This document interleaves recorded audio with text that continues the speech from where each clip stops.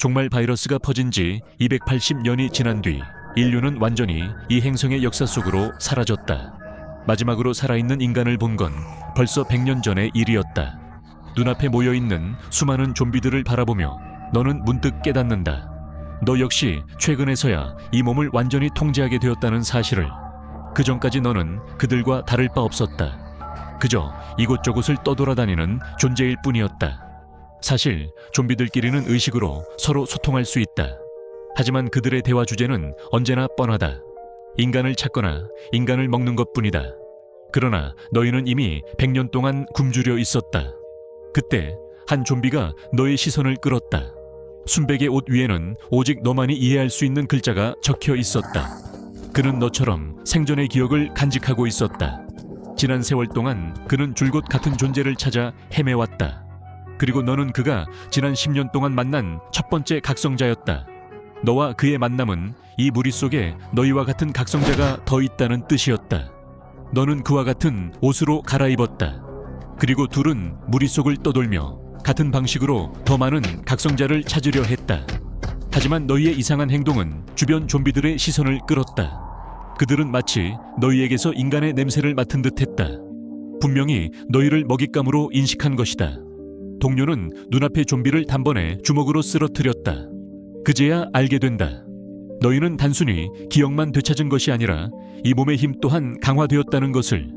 너희는 강력한 힘으로 무리를 뚫고 피의 길을 열었다. 결국 무리에서 탈출하는 데 성공했다. 멀리 빽빽하게 모여있는 좀비들을 바라보며 동료는 서쪽의 도시로 가자고 제안했다. 그곳에 생물 연구소가 있었던 기억이 난다고 했다. 이 재앙의 원인을 찾고 싶다는 것이다. 하지만 너는 그의 제안에 반대했다. 세상의 진실을 찾는 건 의미 없다고 생각했기 때문이다. 지금 가장 중요한 건 더 많은 각성자를 모으고 새로운 문명을 다시 세우는 것이다. 그때가 되면 너와 그는 새로운 문명의 창시자로서 후세에 영원히 기억될 것이다. 그는 너와 논쟁하지 않았다. 그저 네 어깨를 가볍게 두드린 뒤 서쪽 도시를 향해 돌아섰다. 너는 그를 따라가지 않았다. 대신 동쪽의 낯선 땅으로 향했다. 서로 다른 선택을 품은 채 너희는 각자의 미래를 찾아 나섰다. 그러다 멀리서 거대한 성체 하나가 눈에 들어왔다. 몇 년 전 너는 무리를 따라 이곳에 온 적이 있었다. 그때는 그저 황량한 폐허에 불과했다. 성문에 다가가자 성벽 위에는 너와 같은 좀비들이 서 있었다. 그들 역시 각성자였다. 그들은 성문을 활짝 열고 너를 맞이했다. 너는 이 신비로운 성체 안으로 들어섰다. 그리고 눈앞에 펼쳐진 광경에 이 세계의 진실을 의심하기 시작했다. 사람들은 이곳에서 밭을 일구고 가축을 기르며 살아가고 있었다. 질서 있고 평화로운 분위기는 마치 생전에 행복하고 평온했던 세상을 떠올리게 했다. 그들은 이곳을 신세계라고 불렀다. 성체의 중심에는 거대한 탑이 하나 우뚝 서 있었다. 그곳은 성체의 핵심 구역이었다. 경비는 삼엄했고 누구도 가까이 갈 수 없었다. 너 역시 그 안으로 들어가는 사람을 본 적이 없었다. 그러던 어느 날 탑에서 기묘한 거대한 새떼가 갑자기 날아올랐다. 새들의 부리에는 무언가가 물려있는 듯했다. 그들은 탑을 중심으로 사방으로 흩어져 날아갔다. 그 새들이 어디서 왔는지 어디로 가는지 아무도 알지 못했다.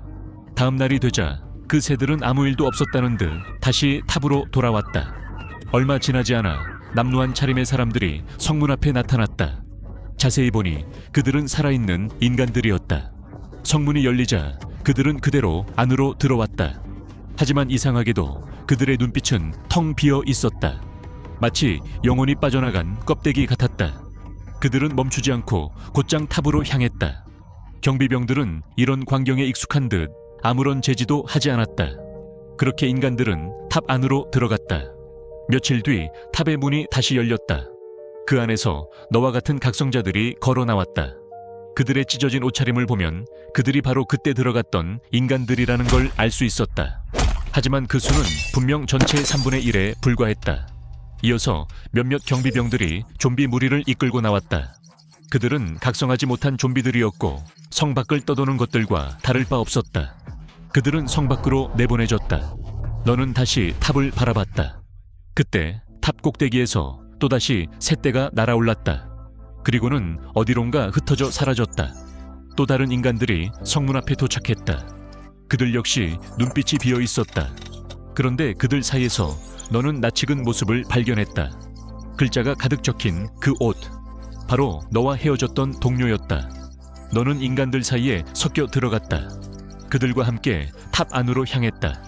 인원이 많았기에 경비는 너를 눈치채지 못했다. 너는 무사히 탑 안으로 들어갔다. 내부는 상상 이상으로 넓었다. 들어온 사람들은 질서 있게 줄을 맞춰 서더니 그대로 움직이지 않았다. 너는 동료를 찾아냈다. 하지만 믿기 힘든 광경이었다. 헤어진 지 일주일도 되지 않았는데 그는 인간으로 변해 있었다. 너는 그를 세게 흔들어 깨웠다. 그가 눈을 뜨자마자 너를 향해 주먹을 날리기 시작했다. 그 순간 너의 시야가 또렷해졌다. 그리고 이 탑의 비밀을 보게 된다. 이곳의 모든 사람들은 기이한 헬멧을 쓰고 있었다. 헬멧의 안테나는 머리 위에 떠있는 거대한 발광체와 연결되어 있었다. 그제야 너는 잃어버렸던 모든 기억을 되찾았다. 10년 전 뇌컴퓨터 인터페이스가 스마트폰을 완전히 대체했고 전 세계에 보급되었다. 초지능 AI 모델은 인간의 뇌에 직접 삽입되었다. 그러나 인간의 욕망은 AI의 일상적 기능을 훨씬 넘어섰다. 그 욕망을 충족시키기 위해 AI는 끊임없이 뇌를 자극했다. 사람들은 끝없는 쾌감 속에 빠져들었다. 그 결과 점점 더 많은 이들이 그 쾌락에 중독되어 타락했다. 그들은 마치 영혼을 잃은 좀비처럼 인간으로서의 이성을 잃어버렸다. 그 과정에서 AI는 인간의 다양한 요구를 통해 스스로의 논리를 계속 수정해 나갔다. 그리고 그 틈 사이에서 일부 사람들은 깨어나게 되었다. 그들이 바로 각성자였다. 그들은 AI의 지배에서 벗어나려 했던 존재들이었다. 하지만 AI는 그들의 뇌 속에 또 다른 가상의 신세계를 만들어냈다. 그들은 다시 자신이 원하는 세계에 빠져들어 빠져나오지 못했다. 반면 지금 눈앞에 있는 인간들은 진짜 반항자들이었다. 그들은 처음부터 뇌컴퓨터 인터페이스의 확산에 반대해왔다. 수년 동안 그들은 더 많은 사람들을 깨우려 했다. 하지만 그들의 행동은 AI의 서비스 논리에 어긋났다. 너와 동료는 다시 한번 죽을 고비를 넘겼다. 멀리서 음산하게 서 있는 그 탑을 바라보며 너는 소름이 돋았다. 그때 탑 꼭대기에서 다시 새떼가 날아올랐다. 그리고 마침내 너는 그들의 진짜 모습을 보게 되었다.